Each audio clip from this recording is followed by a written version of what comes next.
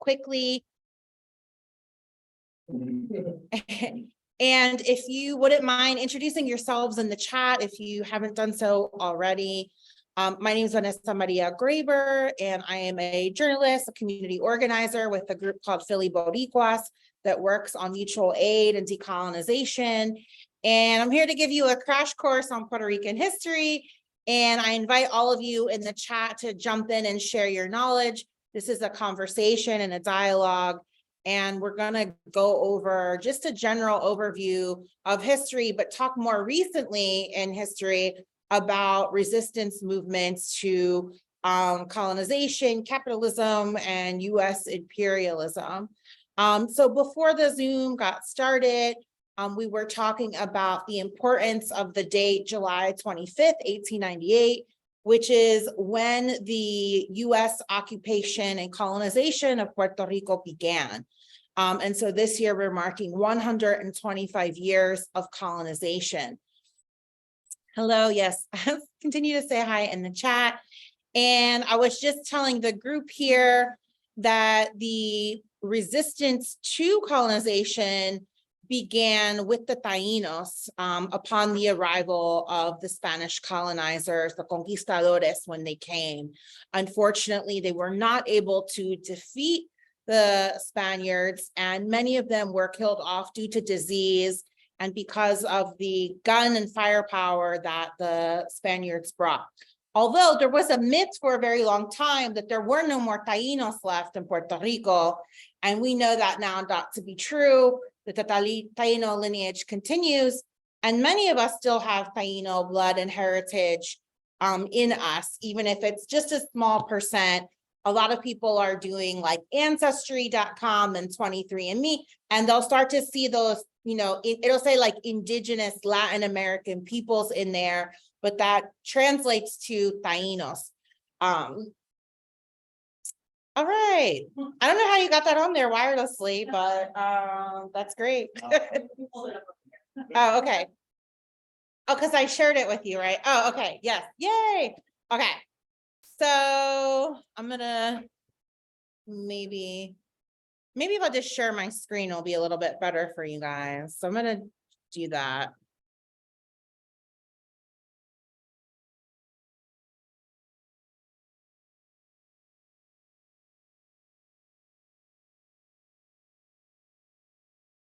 Okay, so again, this is rather informal. Like I said, I'm not a Puerto Rican historian.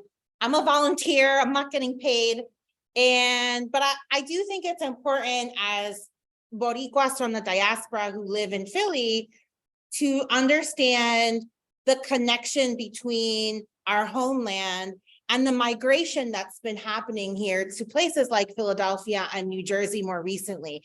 And that's originally what sparked my interest. Eric over here said, you know, he traveled to Puerto Rico after Hurricane Maria. And I think that's when many of us start to see a huge migration here. 800,000 Boricuas left the island after that hurricane. But they didn't just leave because their homes were destroyed. They left for many different reasons, which I'll get into soon. But the point is that it kind of sparks many people's interest to say, hey, what's going on over here? And what is this debate between statehood and independence? And so I began to ask a lot of questions and do some research. Not long after that, we had the Ricky Renuncia movement, where people were gathering in the hundreds of thousands, not just in the United States, but in Puerto Rico. And again, it was another opportunity to say, hey, what's going on here? What has led up to this moment?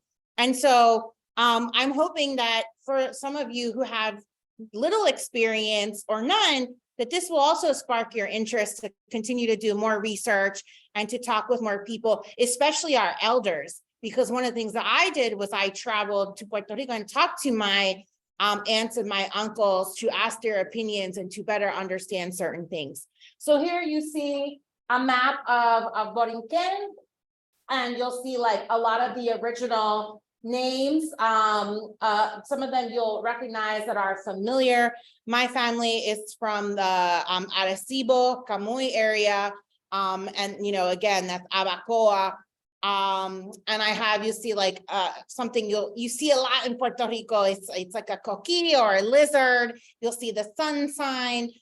These are all Taíno symbols. This is not a class about Taínos, but again, they were the first resistors. So we have to acknowledge our ancestors and the blood that they spilled and sacrificed in order to maintain their freedom. So let's get into it. Again, this is not when history really starts, but there's not a lot of written history about the Taínos. And so that is one of the challenges when we try to study indigenous cultures. And that's why we have shows like Ancient Aliens, and reinterpreting art and symbols and things, right?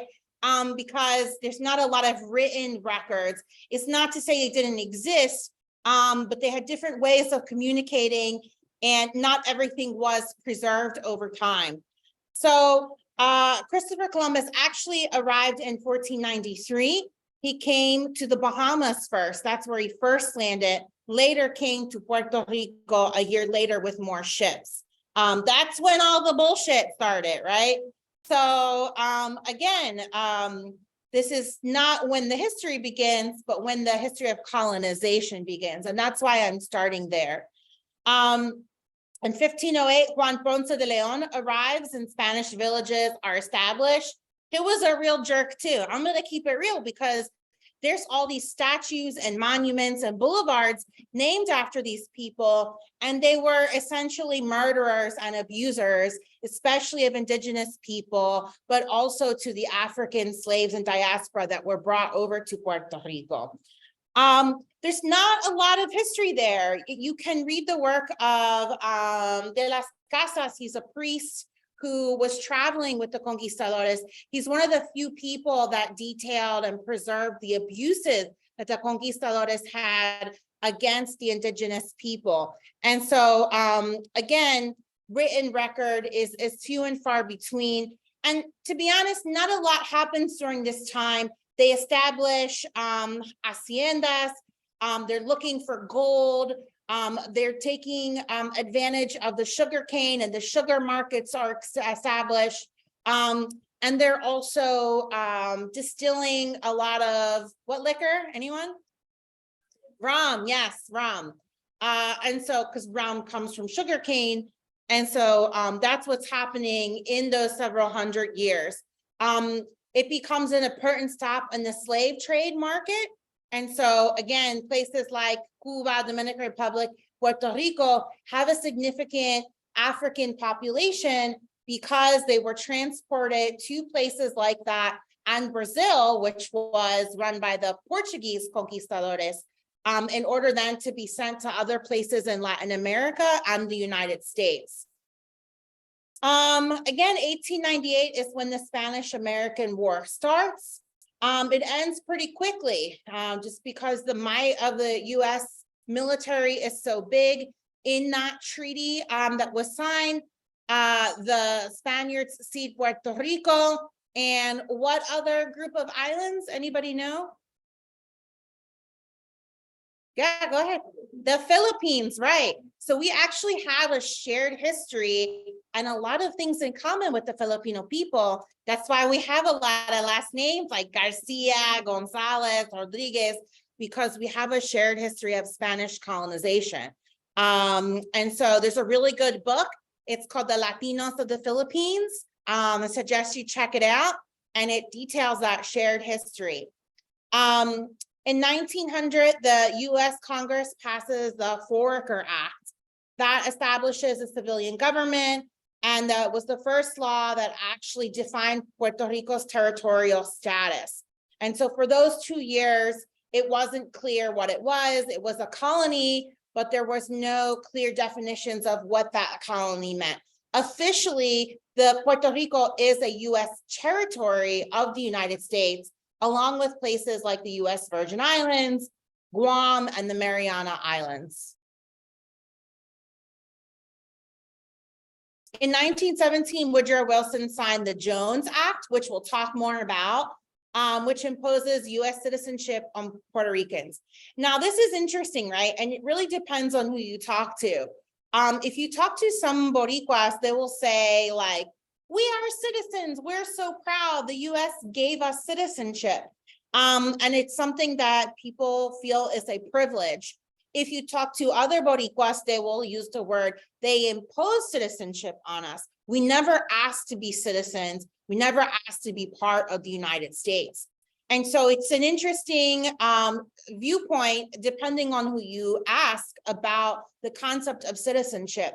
Now, the thing with citizenship is that even though you Puerto Ricans born on the island have citizenship, it doesn't mean that they have equal status as Boricuas like myself and Americans born on the US mainland. There's some significant differences. The first being that Puerto Ricans on the island cannot vote for president.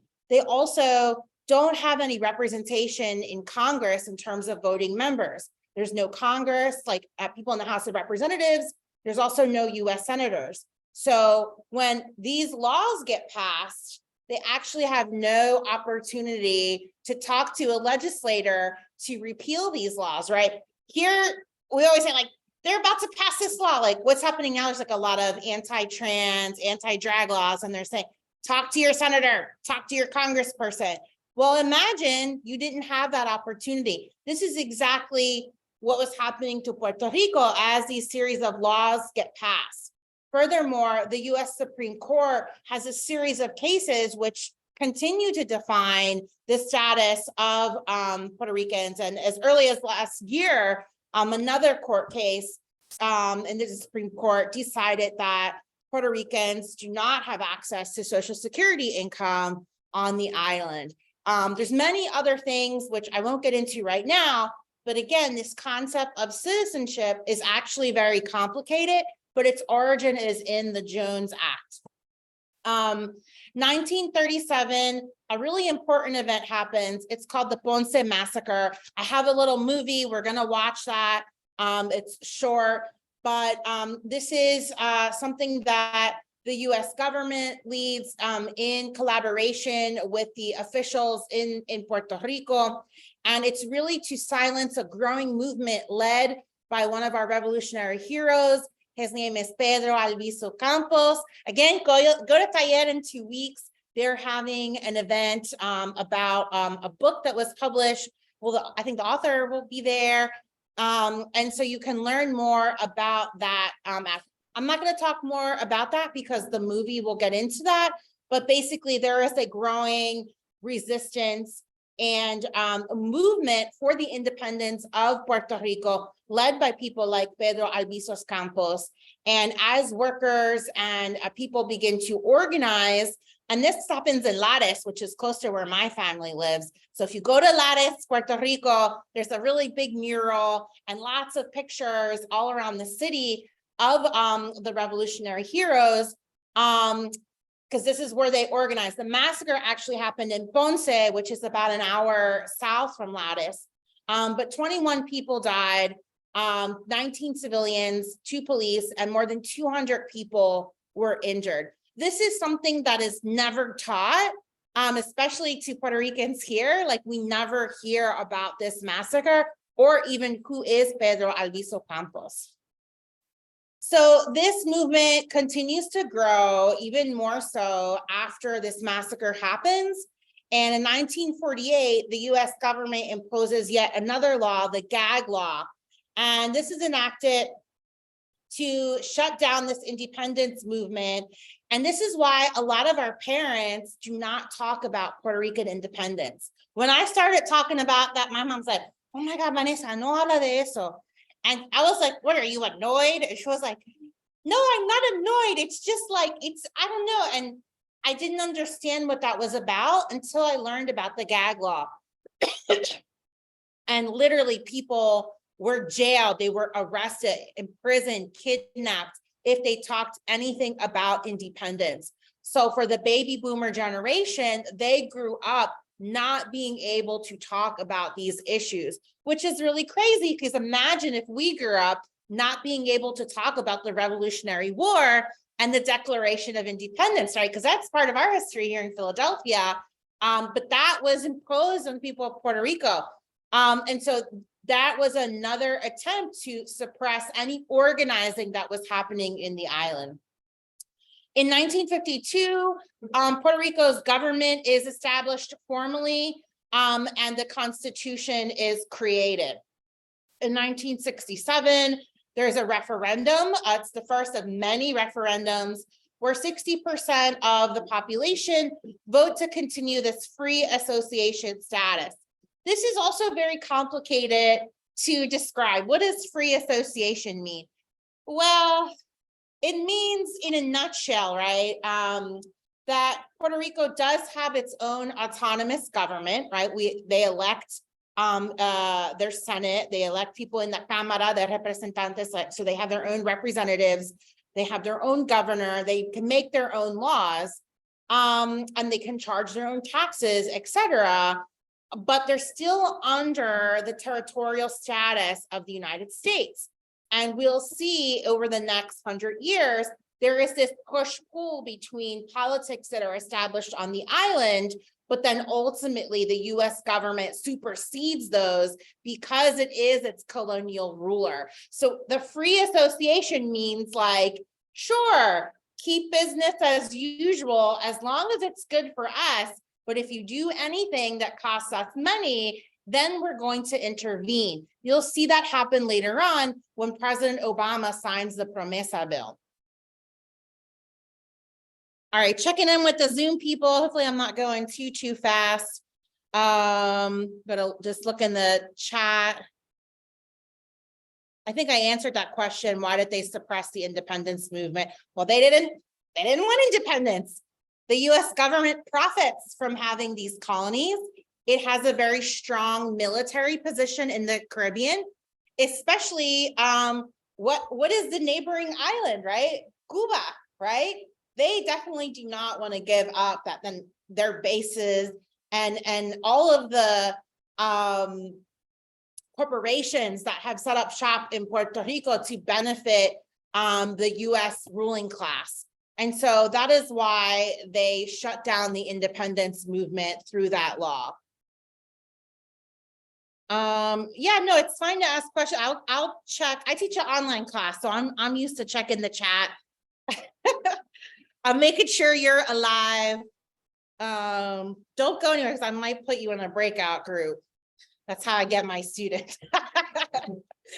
Okay, moving along. In 1993, English and Spanish are declared the official languages of Puerto Rico. There's another referendum, and you see support for free association begins to decline. Only 49% in favor vote for that. Now, here's another aside, and one thing you know about me, if you're friends with me, I go off on a lot of tangents. So here's another one. These referendums are very complicated too, for several reasons. One is they're not binding by US Congress, so they're done by the Puerto Rican government. So even if 100% said they wanted independence or 100% wanted statehood, it doesn't really matter because Congress is not orchestrating that process. The second thing is that both statehood and independence have to go through a constitutional amendment, which needs to be ratified by the US states, right? That is unlikely to happen. And so when people refer to these referendums, they're important. It is data that we can use to inform the conversation, but we also know how the US government works, right? In order for Puerto Rico to be a state or to be independent, a constitutional amendment needs to happen. We see how dysfunctional our government is right now. They're not really passing any laws on anything. And so unfortunately, whether you're for independence or statehood, it's unlikely to happen at this point in time through the current federal government process. From 1999 to 2003, there are protests in Vieques to get the Navy to leave and stop bombing. Again, I'll get into that in a few minutes. The US Navy withdraws. So there was two really big bases. One was in Ceiba. I actually lived in Fajardo when I was younger, and I went to a school with other American kids actually, who were children of military workers who were working at Roosevelt Roads, which was an Air Force base. Now, here's another tangent I'll go on. Ceiba and Fajardo are really close to El Yunque. So there's a lot of mysterious activity that happens at nighttime with UFOs, with strange lights. A lot of it is attributed to Roosevelt Roads and the Air Force Base there. It's not all aliens, okay? It is mysterious, but I say this because we're seeing like strange weather balloons and spying balloons that the US is like shooting down in the northern United States and in Canada, but like the US is like doing that same stuff, right, all around the world, and has been doing it in Puerto Rico for some time. And so that's like a fun fact. When I was like living there as a kid, I was like, oh, that's the Air Force again, you know, testing and experimenting with stuff. Now, if you want to go to Vieques, Vieques is a small island off the coast of Puerto Rico. Actually, Puerto Rico is not one island, it's an archipelago, right? And there's hundreds of islands. There's three main islands though. There's the main one, Puerto Rico, there's Culebra and Vieques. You have to take a ferry from Fajardo to go to Vieques and Culebra.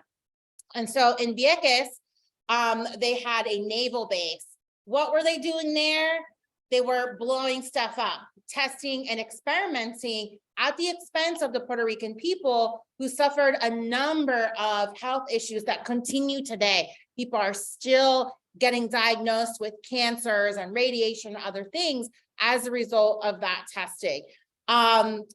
And again, when I talk a little bit more in a few minutes, you'll see that we were able to, first time like anywhere around the world, where regular people, just like you and I, were able to stop the US military and send them packing. And so they're currently not there. The US military is still on the northwestern part of the island in Aguadilla. There is a, I think it's called Ramey, like US based Ramey. That is still there, but it's not nearly as horrible and damaging as the bombing that was happening in Vieques. 2006, the Supreme Court determines that Puerto Ricans on the island cannot vote for president. Again, some of these second-class statuses have not come through legislation, but through court cases. In 2006, the housing crisis that we know that happened in the United States actually started in Puerto Rico first. It didn't come to the United States until 2008, 2009. And so that was another wave of migration that we saw happening. A lot of people were coming to the United States because of the really high cost of housing.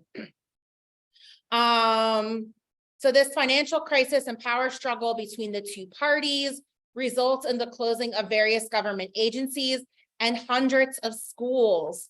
Again, we know not just in Puerto Rico, but all around the world, especially when fascist governments take control, one of the first things they do is impose austerity measures. And those austerity measures almost always impact social programs.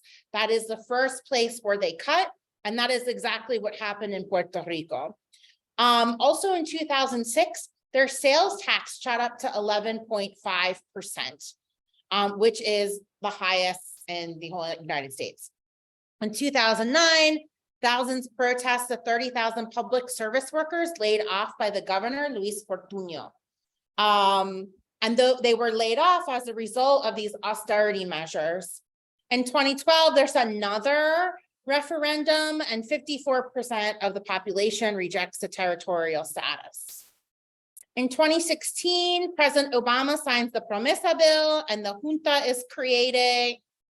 So we could do a whole class on this. I have a lot to say about this, but I will never forgive President Obama ever for doing that. And whenever some liberal Democrat wants to yell at me about why do you hate on the Obamas, I bring this up and then they have nothing to say because there really is no explanation. You would expect this from the GOP and Republican administration, but this was actually enacted by a Democrat. And unfortunately, US colonialism is supported and upheld by both parties throughout US history. And so that's why I want to note that Obama did good things too, but in regards to Puerto Rico, This is really damaging, and it's still imposed today.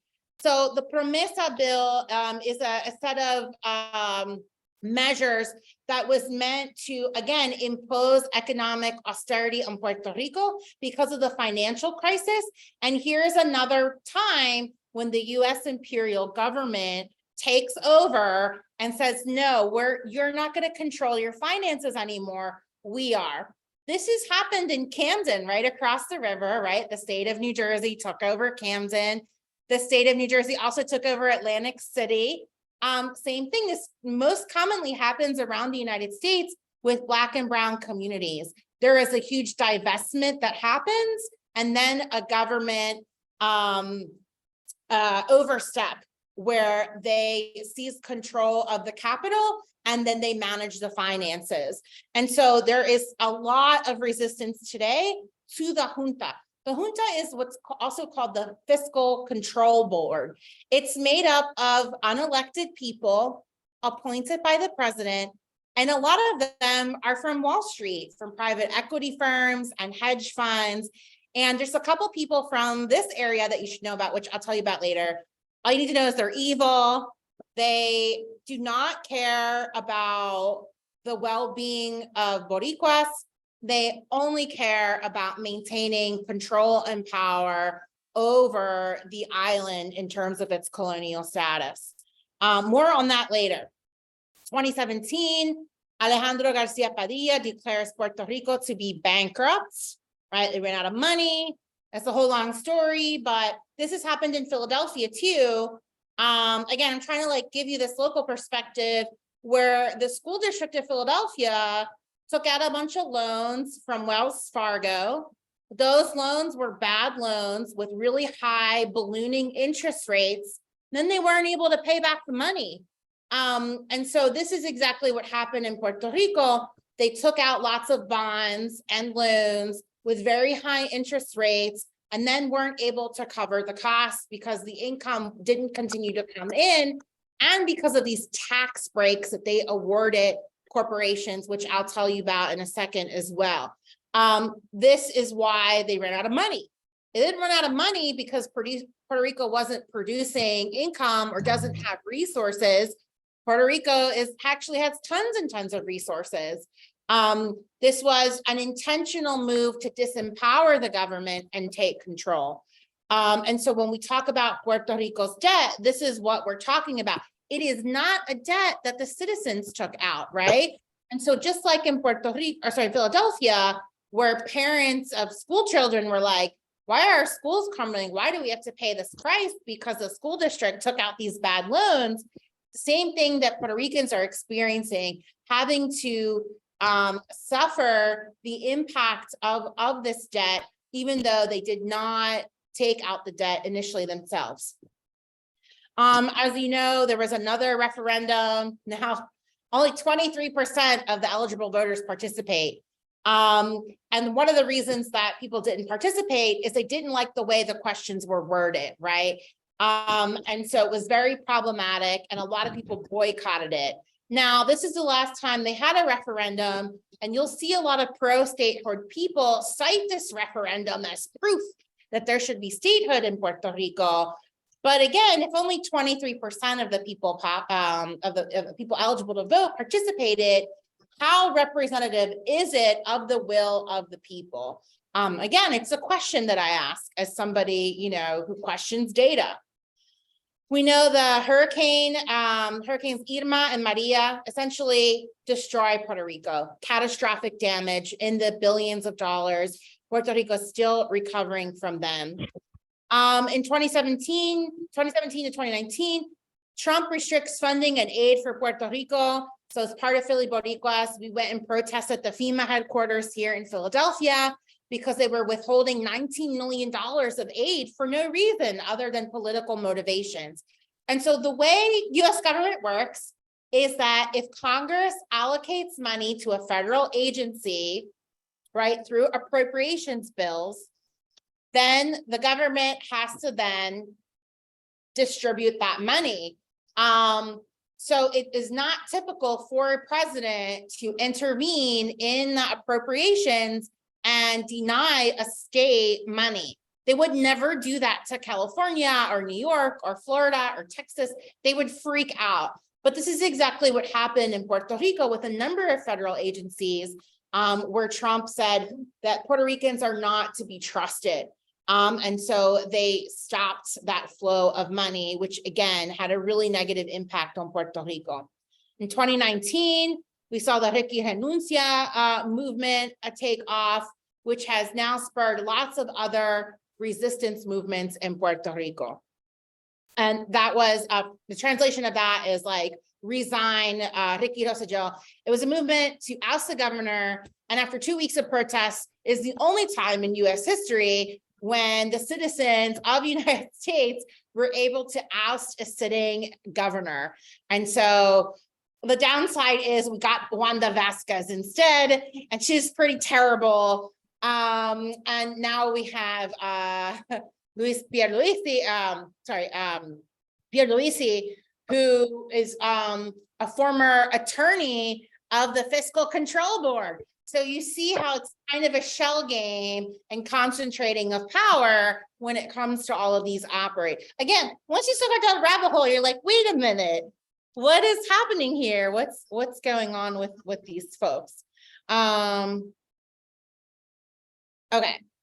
So 2020, we have earthquakes, right? We still don't know what these earthquakes are about. It's still a mystery.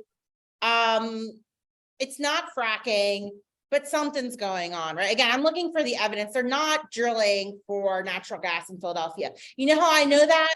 Because LNG Energy wants to put fracked gas on trains from New York to come through Philadelphia, dock in Delaware, put that on a ship and send it to Puerto Rico. And they wouldn't have to do all that if there was fracked gas in Puerto Rico. Here's another fun fact, right? The electrical company that is responsible for generating energy in Puerto Rico, which is the AAE, which is like the Electrical Energy Authority, is now being ousted from Puerto Rico, a public utility.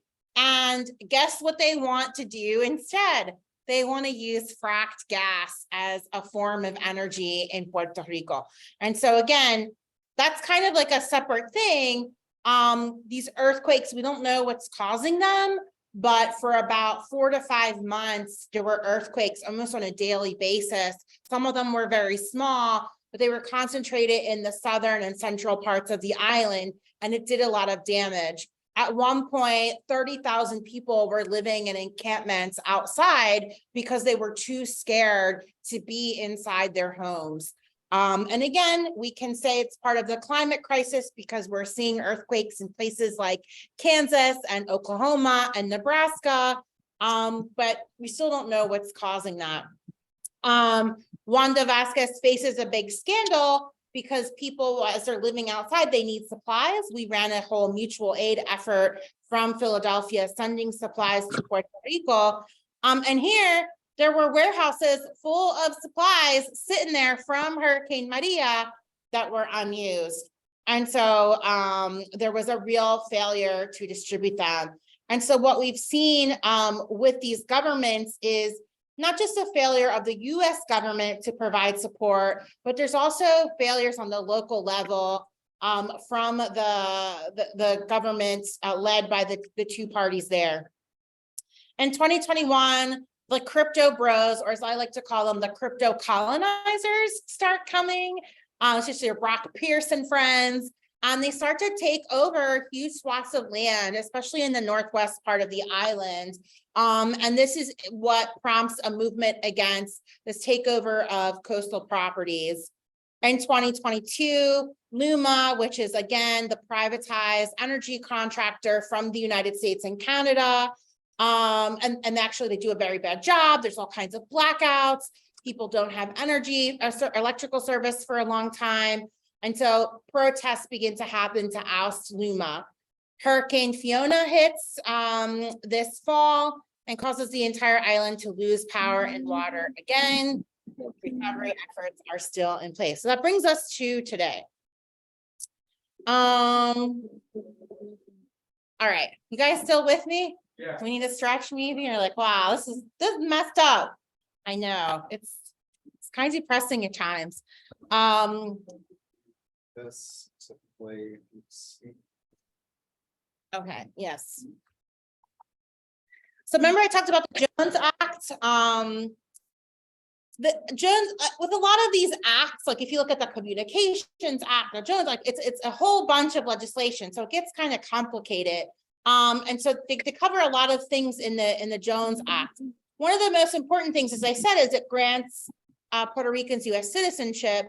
But the other thing that is really controversial till today is that they put a provision in there that's a protection for U.S. ships and maritime laws. And it says that no foreign ships can dock in Puerto Rican ports. Now, why is this a problem? It means that any foreign vessel bringing goods to Puerto Rico has to first stop in a U.S. state, unload the cargo, put it on an American ship, and then come to Puerto Rico. And so no U.S. state has to deal with that. That would be really crazy. But this is the case in Puerto Rico. This causes very high tariffs. It makes the goods very expensive. It makes a delay, and it makes a lot of companies not even want to deal with it and travel to Puerto Rico.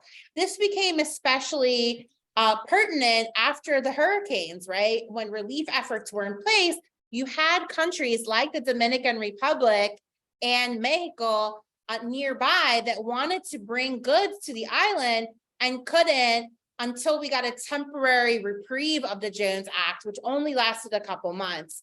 But it continues to be in place today. There are people that don't want to remove the Jones Act, they don't want to repeal it because there are a bunch of maritime protections in there. And so when we advocate against the Jones Act, we're clear that it's this provision that we want stricken from the legislation.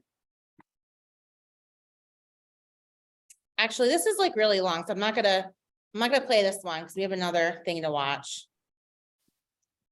Yeah, we're gonna get back to that.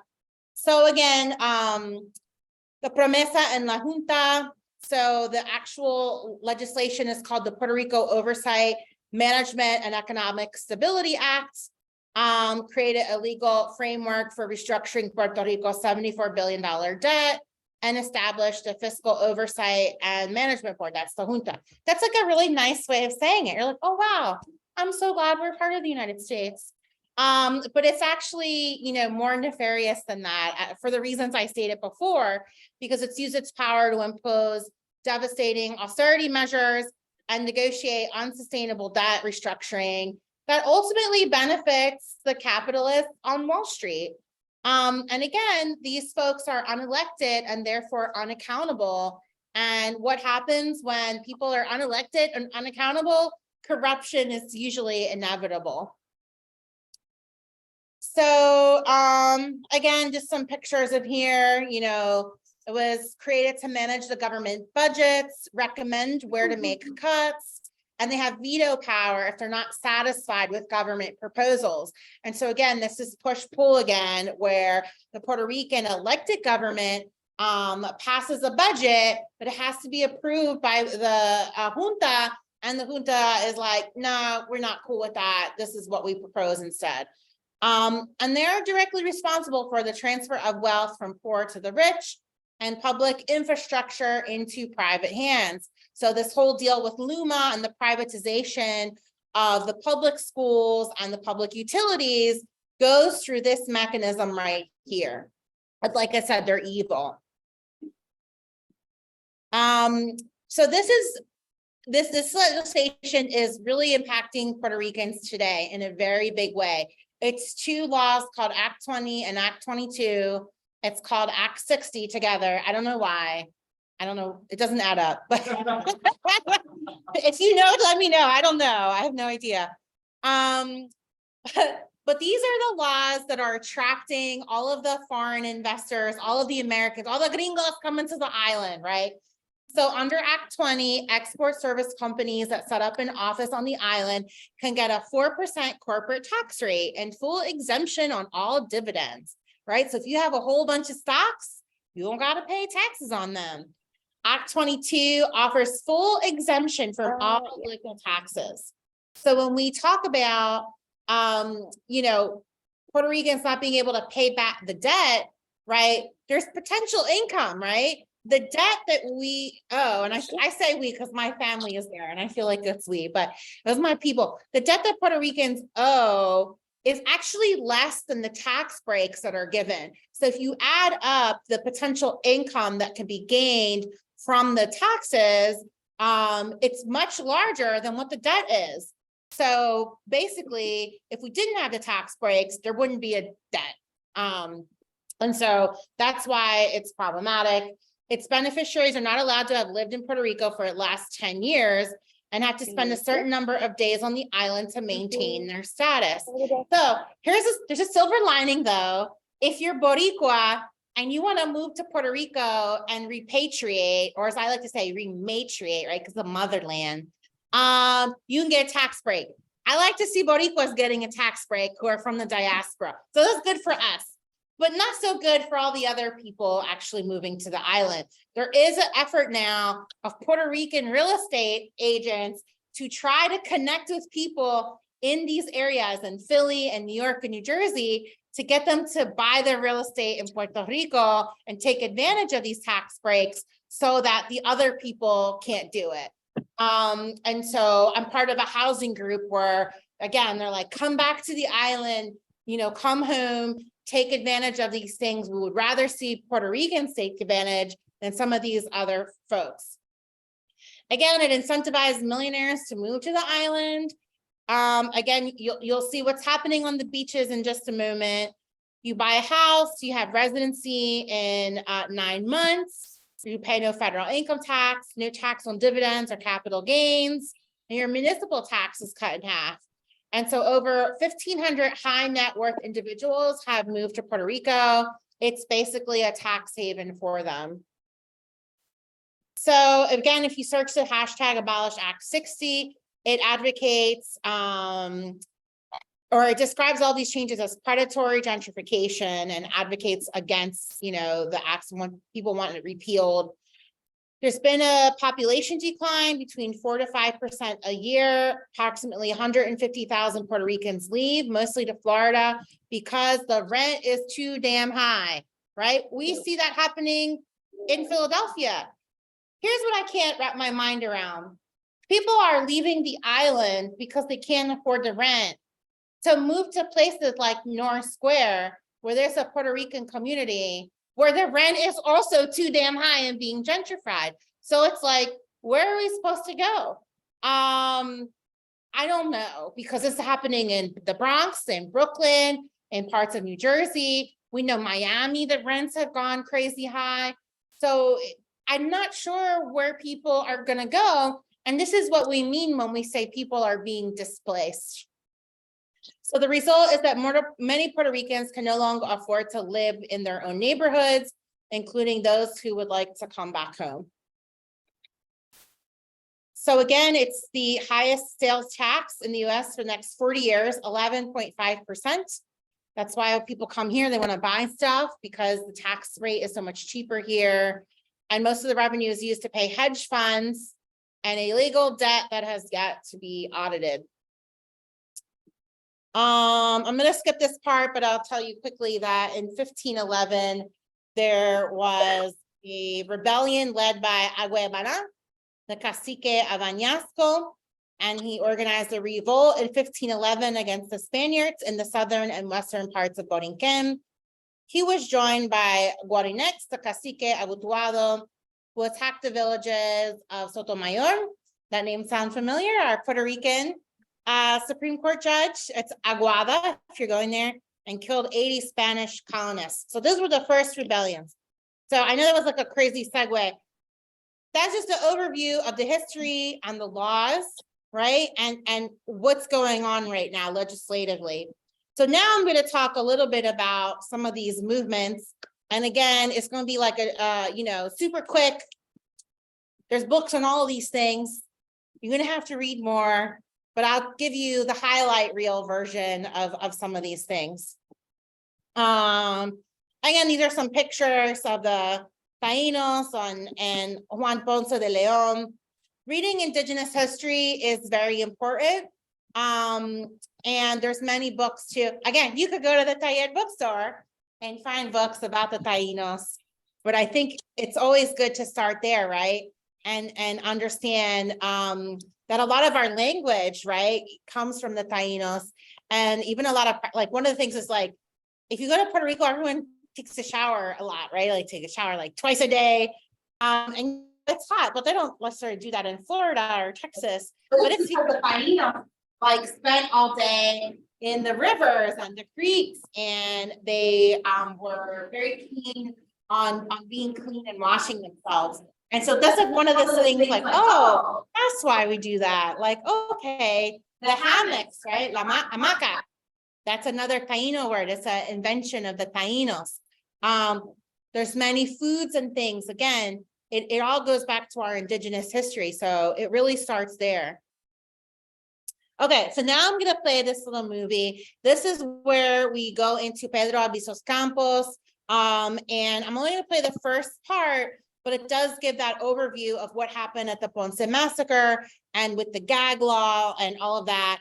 And this is one of my buddies, Bianca Graulao. She's a journalist you should follow. She does really good independent media. Some of her stuff is a little questionable, but you know, people will say the same about me and my journalism. That's par for the course, but definitely follow her. She's been doing really great work. Oh, hold on one second.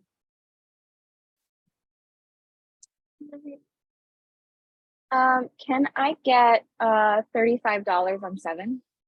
What happened on this street in the town of Ponce was one of the most brutal ways in which the US government tried to silence the pro-independence movement in Puerto Rico.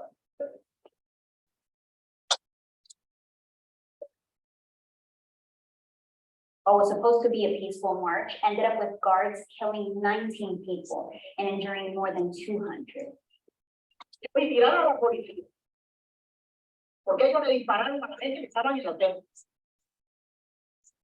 It also served to send a message to anyone who aligned with the Nationalist Party. Puerto Rico, the island is prospered under U.S. rule, but a tiny extremist party committed to violence occasionally erupts in anti-U.S. outbursts.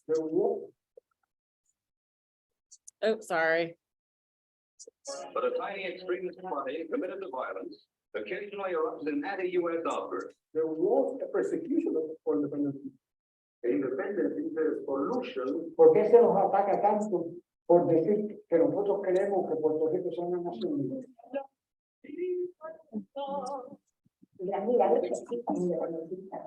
This video is the first in a series of 3 where I'm going to be talking about Puerto Rico's status. And I'm starting with the least popular option, independence. Today, only a minority of Puerto Ricans vote in favor of Puerto Rico being fully independent from the US. But those who do support that option say that's because for many years, the US government persecuted, imprisoned, and even killed supporters of independence. Perhaps there's no better way to understand that history than to look at the life of the father of the Puerto Rican independence movement, Pedro Albizu Campos.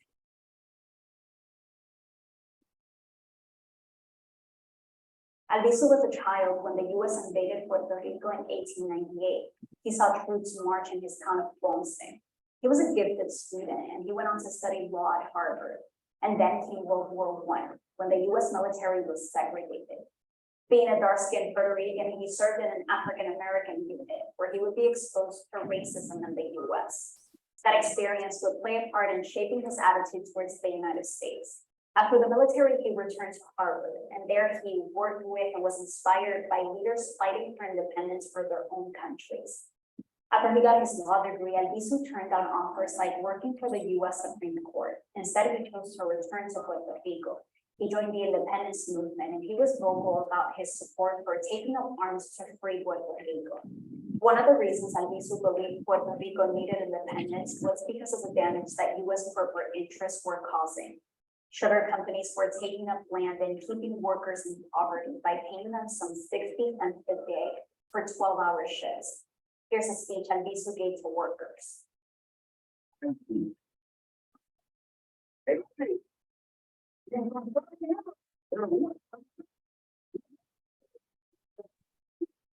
1934, Albizu led the workers in an island-wide strike and won, forcing the U.S. sugar companies to pay the workers more.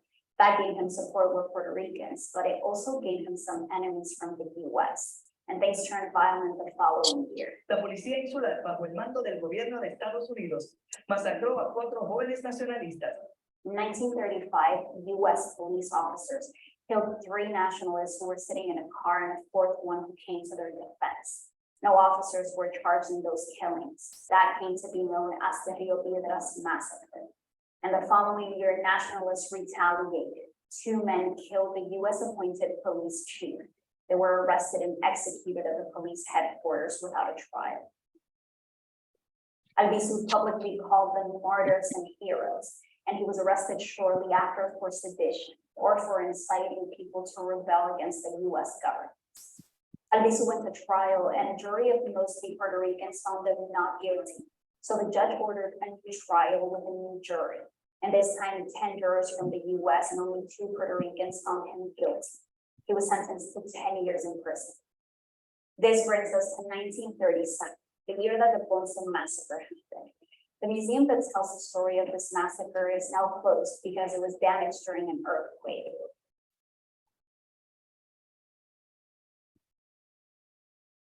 But that building used to be the nationalist headquarters in Ponce.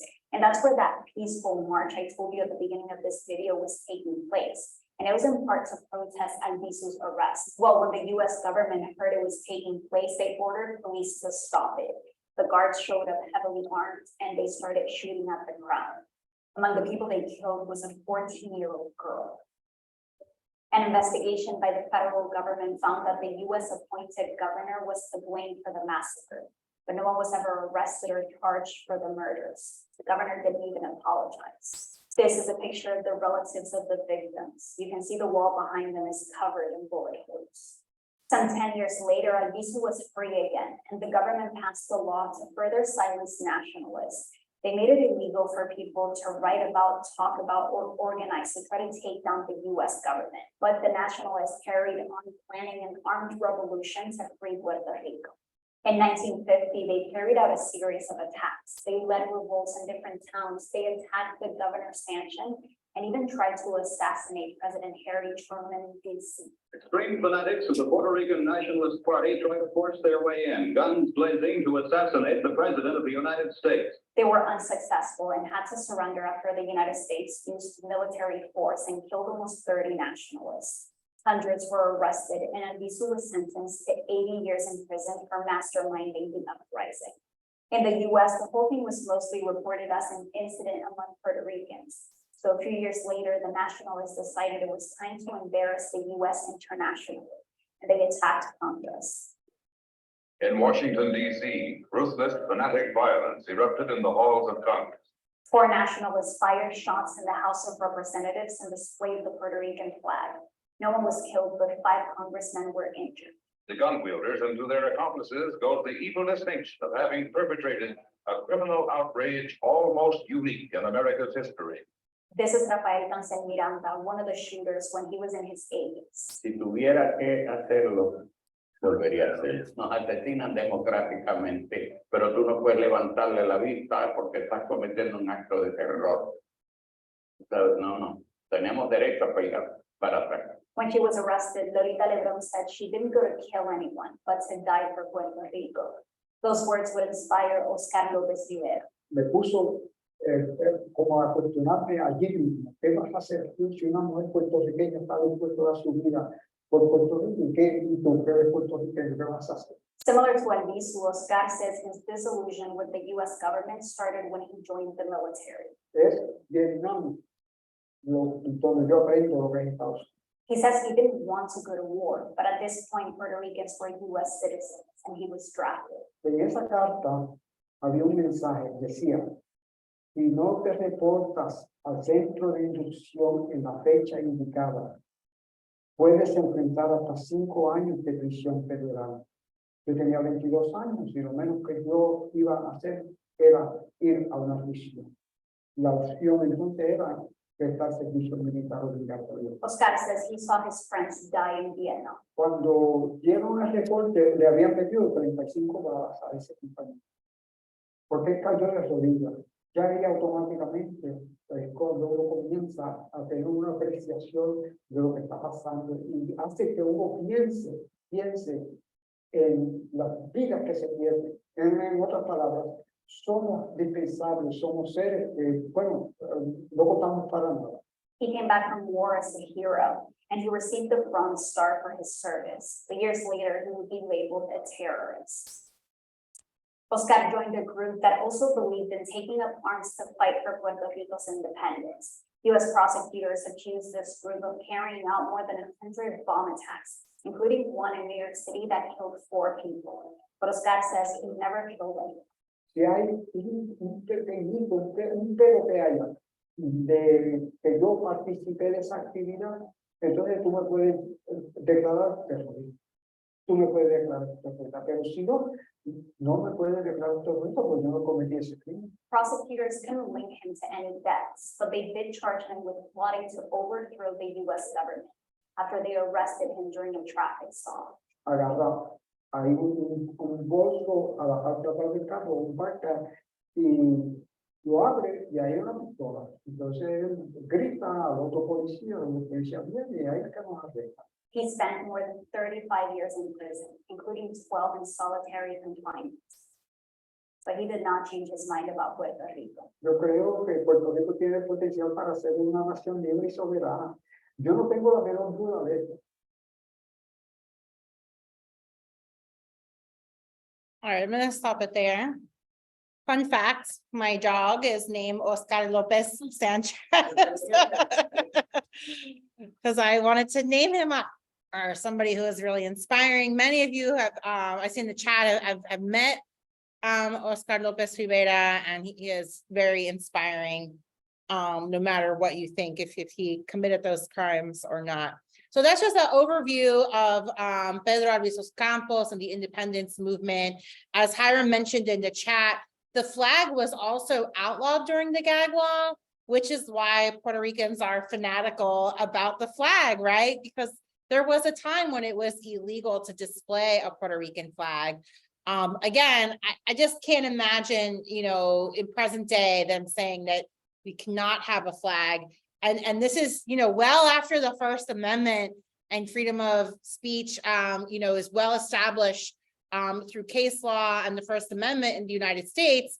Yet in Puerto Rico, once again, due to its colonial status, this was another law that was imposed on them. You might have heard of the Boricua Popular Army, also known as Los Macheteros. And so again, this was part of the resistance that actually started in the late 1890s. This is what you were mentioning before. There was already a movement to free Puerto Rico before it was ceded to the United States.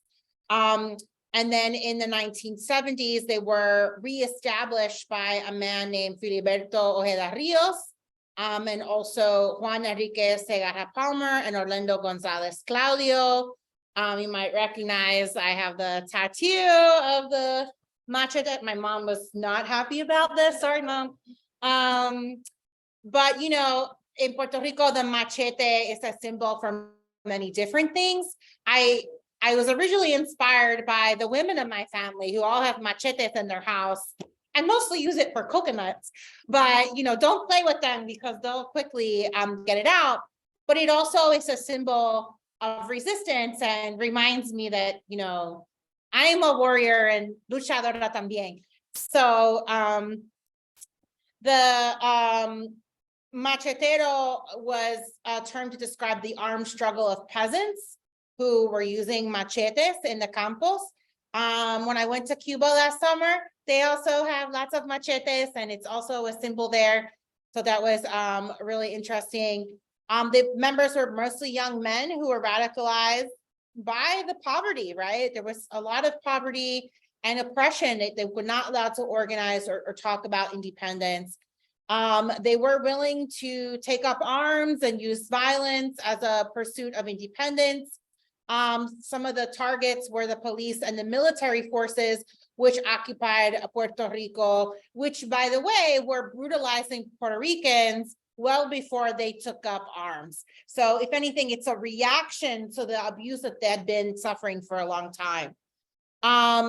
Again, their ultimate goal was self-determination for the Puerto Rican people. What's different about this group is they were inspired by Marxism, right? So there's this Marxist element to that, and they were staunchly anti-imperialist, which is a new layer that we had not seen before, so expressly outwardly being perpetuated. They also took particular aim at neoliberalism and the corporations that were in Puerto Rico. A lot of factories and pharmaceutical companies had set up in Puerto Rico at this time that were also exploiting the island. And so they were trying to target various actors who were occupying Puerto Rico in order to support their cause for independence. I think you saw that there was, maybe in the video mentioned it a little bit, but there were some things that they were accused of doing, and that was the bombing of the Muniz Air National Guard base in San Juan. Around $40 to $50 million worth of military equipment would be destroyed. I mean, I personally am not sad if someone is destroying tanks and weapons of mass destruction. But again, that is considered, anti-American. Another key action carried out by the Macheteros was the taking of Wells Fargo in West Hartford, to which I also say, the banks, they're bad. They also began to publish a quarterly article known as El Machete, where the various political and material conditions of Puerto Rico would be discussed. I am a scholar of radical media, so I've looked at radical media all around the world. When I was working on my PhD, they're everywhere in the world where there is resistance, they make some type of radical media. It most typically happens with pamphlets, newspapers, and sometimes, if you're lucky, pirate radio. But it was no different in Puerto Rico. They began to publish as well and to, again, put out some of these more radical ideas. Today, the Macheteros still exist, but operate generally as a peaceful organization. Many of the key members of the Macheteros are still in prison today in US federal prisons, or they are dead, and some of them have been kidnapped or disappeared.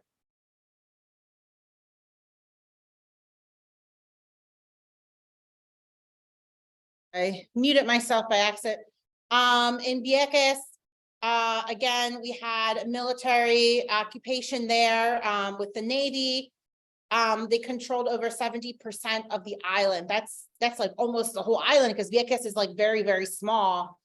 Thousands of the island's 10,000 inhabitants had been forcibly removed from their homes and relocated to the center portion of the island, surrounded by training grounds, weapon depots, and bomb sites. Can you imagine if they did that in the United States and forced 10,000 people out of their homes for a military base? Like, that would not happen, right? But yet they were able to do this in Puerto Rico with no resistance, because Puerto Rico doesn't have its own army, right? So it was an arms takeover. The island was used for live fire practice, air-to-ground bombings, ship-to-shore shelling, and various other maneuvers for training purposes. But really, again, they do this stuff in Vieques before they go to places like Iraq, Afghanistan, and other places around the world.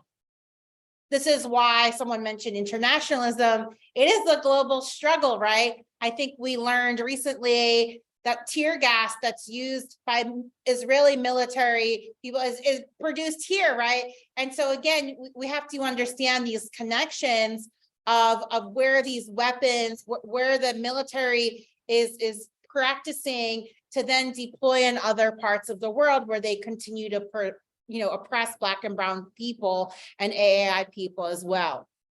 So I'm kind of speeding along because we're running out of time, but 23,000 bombs were dropped on the island in 1998. just to give you an idea of the magnitude, the municipality faced an unemployment rate above 50%, and more than 70% of the population lived below the poverty line. So this May Day, 20-year anniversary of the resistance of successfully kicking out the military out of Vieques, which is a really big deal. And so they put a stop to 6 decades of nonstop bombing, munitions dumping, war games, and poisoning. Activity that involved depleted uranium, Agent Orange, napalm, and heavy metals. This is kind of like a dirty little secret of the US government. They would never do this on the US mainland, but they did do this in Puerto Rico, which is why I mentioned there's still a number of health problems today from the 6 decades of those abuses. People from all over the world supported the struggle on Vieques, and the activists and residents have an incredible victory to celebrate.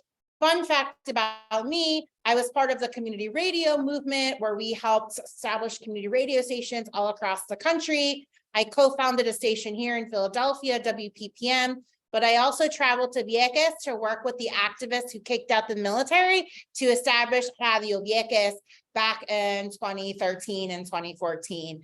And so when I met them, I was just like, wow, like, you guys did this? Like, we're just like regular people. And they talked about their encampments. So when we look at the Occupy Wall Street and those encampments, that they didn't invent that. That started with the Zapatistas, and that started with the people in Vieques who literally camped out for months to stop the bombs from dropping. Later on, there was protests in 2017. Actually, there's been a lot of protests from the University of Puerto Rico, very commonly known as La UPI. The tuition is very cheap in Puerto Rico. College and universities is very accessible. And so with these austerity measures imposed by the junta and by some of these governors, we've seen really large cuts to the University of Puerto Rico school system, which almost always results in an increase to tuition. And this is where a lot of these protests have surfaced, because every couple years, they continue to do the same thing. And so in 2017, they actually shut down the university system for 2 months, so much so that the president of the university had to resign, and several of the board of trustees had to resign because they couldn't figure out a way to keep the university open. Now, my cousins at the time were going to the university and were kind of upset because they couldn't go to class. But at the same time, they understood the cause because it meant that they would have to take out student loans when they previously didn't have to do that. And so the cut was $450 million to the public university system, a cut proposed by the notorious junta. So before the Ricky Renuncia movement, there was a group of women who had been camped out at La Fortaleza in San Juan, who had been advocating against domestic violence. Unfortunately, not just in Puerto Rico, but all over Latin America, we still have a problem with misogyny and gender-based violence and violence against trans women. And so there is a movement, you'll see the hashtag, it's called Ni Una Más, and that means like not another woman that dies as a result of this violence. And so feminist groups denounce what they view as the government's inaction addressing endemic gender violence. A woman was killed every week in Puerto Rico between 2014 and 2018, around the time when the protests began. Finally, in 2021, after years of continued protests, Governor Pierluisi signed a state of emergency to address the crisis. And so when they were occupying the Capitol, this happened the same time as the scandal with Governor Rosselló, and then they kind of got lost in the sauce because then people came and took over the Fortaleza, but the women were there first. And so I just want to make that point. They had been camped out. They were the ones with the pots and pans doing all that before the Ricky Renuncia movement. And you see them here again with the pot and pan. So it brings me to Ricky Renuncia, the summer of 2019. Really historic. We've never seen Puerto Ricans come out in mass like this. Again, we could do a whole thing on this. What you need to know is that the Center for Investigative Journalism, again, who's journalists? Who broke this? Shout out to the journalists from the Center for Investigative Journalism. And what they found were like two things, right? The first thing is they found massive levels of pay-to-play schemes within the Rosselló administration. So basically, in order to get a government contract, you had to go through a few consulting firms that were made up of the friends of the governor. Otherwise, you weren't going to get a contract. And so that's what we mean by pay-to-play. That happens in Philly and New Jersey all the time. We already know that scheme, but that was happening in Puerto Rico. That flew under the radar a little bit more so than the other scandal that emerged, which was a series of Telegram messages, Telegrams like WhatsApp, and where the governor was making fun of women, making fun of gay people, but most importantly, making jokes about the more than 5,000 Puerto Ricans that died after Hurricane Maria. When those text messages were published in the media, that's when people began to freak out and take to the streets and demand his resignation. For me as a journalist, like the text messages are bad. I don't want anyone looking at my text messages, so I'm not going to point the finger. But the corruption scandal, where they're literally robbing hundreds of millions of dollars, for me is the bigger story here. I'm not going to play this, although we can send some links out. But this is a Democracy Now! Report. If you search Democracy Now! And Ricky Renuncia, you'll see a story about Puerto Ricans taking to the streets to demand his resignation. In 2022, there was a massive teacher strike after more than 400 schools were closed in Puerto Rico. Of course, this bubbled up after the pandemic, right? During the pandemic, students in Puerto Rico did not have access to the internet. They did not have access to computers, tablets. They didn't even have quiet places to do their schoolwork. And it was incredibly difficult for teachers to manage under these conditions, and also for the parents and the children. Basically, everybody was suffering. We talked to Puerto Ricans about that point. They just say like it was actually horrible. And so you would think that under those conditions, the teachers would be appreciated and paid well. Unfortunately, they weren't. And they were through another debt restructuring plan that was implemented. The government or the junta decided to dip into the teachers' retirement fund. And so it guaranteed public school teachers a pension equal to 75% of their salaries.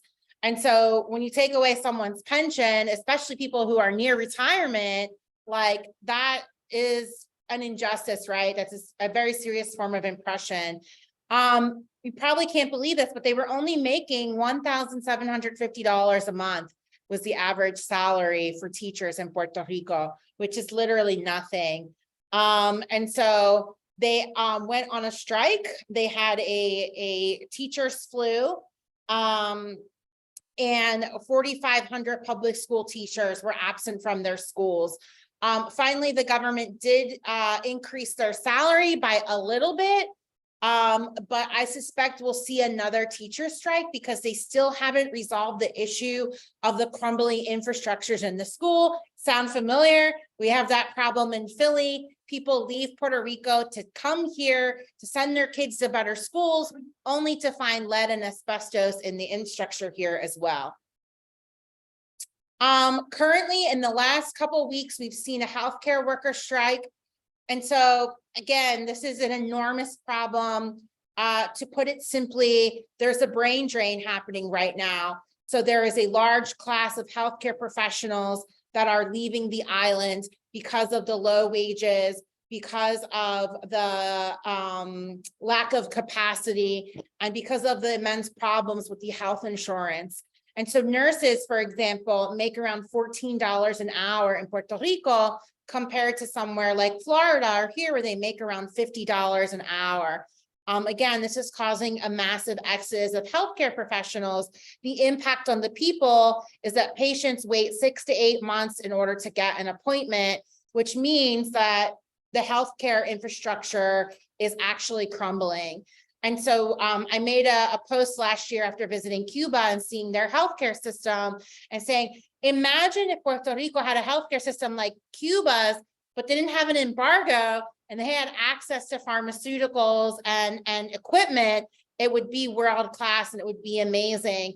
And what I found out after talking to some nurses today, there's actually secret collaboration happening between nurses and doctors from Puerto Rico and Cuba to try to figure out, hey, both of us are dealing with very serious problems. How can we help each other? And so doctors from Cuba are traveling to Puerto Rico to add capacity, and they're sending supplies from Puerto Rico to Cuba. And so this is the type of solidarity that we want to see more of in the Caribbean. Lastly, as I wrap up, we have the Union of Electrical Workers. These are the people being impacted by the LUMA contracts and the ending of the public utilities of the AEE, the Autoridad de Energía Eléctrica. And so they are organizing in order to stop the privatization of electrical utilities in Puerto Rico. I'm not going to go over Luma Energy. They're bad. They're evil. Everyone's evil. But they're like a Canadian company. They took over Puerto Rico's power grid and they didn't fix it. There's still huge problems with the infrastructure. They're actively preventing solar power from being a thing in Puerto Rico. And yeah, they're bad for Puerto Rico. There's been a series of protests. Philly Boricuas organized the protests against Luma. And there are protests all the time. And here it says, queremos sol, right? Like the people of Puerto Rico, they want solar power, but Pierluisi, the governor, is proposing a big tax on solar power. And so people are kind of incredulous, like you can't tax the sun. It's kind of like some states that put a tax or make collection of rainwater illegal in order to continue the privatization of those utilities. So again, there's a really big impact of the climate crisis and disaster capitalism. If you're unfamiliar with that term, read Naomi Klein. It occurs when private interests descend on a particular region in the wake of major destabilizing events such as war, government upheaval, and natural disaster in the name of recovery. So something bad happens, corporations swoop in and they take advantage of that destabilization and they privatize everything. We saw this in New Orleans after Hurricane Katrina, and they privatized the school system. This is actively happening in Puerto Rico. I suggest you watch Bad Bunny's video, El Apagón, which is a documentary with Bianca Graulau, which talks about disaster capitalism and this impact. And so right now we're seeing that a lot of homes were damaged and abandoned as a result of the hurricanes and the earthquakes, and real estate developers are swooping in to build condos and Airbnbs and hotels. And what's happening is they're eliminating any type of environmental protection for land development. And so you'll see that there are a whole bunch of land and beach protectors. I don't like to call them protesters, right? There are several things happening. They're building without the permits necessary, right? So they're building illegal structures. They're also building on historic indigenous sites that are supposed to be preserved by law. They're also taking over land that has kind of been abandoned, but it's not really theirs. In Puerto Rico, there's a problem with accessing deeds and land ownership because properties get passed on from generation to generation. And what they're doing is kind of like squatting, but they're like corporate squatters and taking land that's not occupied. And so I suggest you follow an Instagram page called Camp Calle PR, where they show all of these actions and these confrontations. Most recently, protesters were shot by police, both with real and rubber bullets, in order to stop them from stopping the bulldozers. And lastly, I'll end by, I remember I told you there's two characters locally. David Skeel, he's a professor at Penn. He's on the junta. He's also evil. Shame, right? And Miss Julia Kelleher, she closed over 300 schools, fired over 5,000 teachers. She was most recently jailed, convicted of corruption, and serving her house arrest in a nice suburban home in Delaware County. The Inquirer did a nice article on her because she wrote a book about being a victim of all of this. Don't be fooled. These people are colonizers and they are complicit in the oppression and colonization of Puerto Ricans. Last slide. I know we're over time. We had some technical difficulties, so thanks for hanging in there. There are grassroots organizations like Casa Pueblo, Brigadera del Oeste, who are providing much needed mutual aid. A lot of people are like, how can I help? How can I help? The politics there is complicated. There are a lot of different groups. There's socialist groups, there's third-party groups, there's independent groups. I always advocate you start with supporting mutual aid groups, right? People are always in need of basic supplies, basic needs. There is an active pro-independence movement in Puerto Rico and within the diaspora. Younger generations who have access to things like TikTok and Instagram are now more aware of the history than ever and not really supporting a lot of the propaganda and narratives being perpetuated by the capitalist system. There are several campaigns here in the United States that Philly Boricuas is connected to. One of them is called the Puerto Rico No Se Vende campaign. They're a national network of organizers that are working to repeal these laws like the Jones Act, like Act 60, etc. There's Bud Puerto Rico. There's the Puerto Rican Nationalist Party, which still exists. They're headquartered in New York. And there's Power for Puerto Rico. So if you want to get involved, I suggest you follow some of these groups, read their information. And we're looking to see a series of actions in the next couple of months as we lead up to the 125th anniversary of the illegal occupation.